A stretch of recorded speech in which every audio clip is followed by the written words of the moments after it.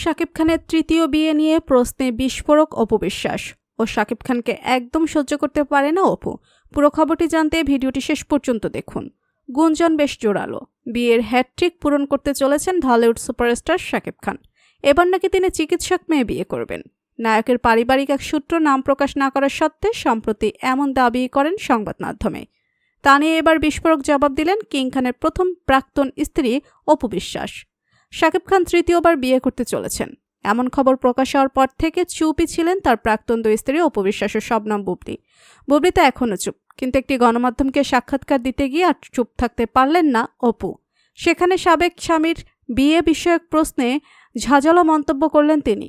শাকিব খানের তৃতীয় বিয়ে নিয়ে জানতে চাওয়া হলে অপু বিশ্বাস বলেন, শাকিব একজন প্রাপ্তবয়স্ক মানুষ, তার ব্যক্তিগত জীবন নিয়ে কিছু বলার থাকলে সে নিজেই বলবে। সে তো আমার ছেলে জয়ার মতো ছোট না, তাই তার বিষয়ে কিছু জানতে চাইলে তাকেই প্রশ্ন করা উচিত।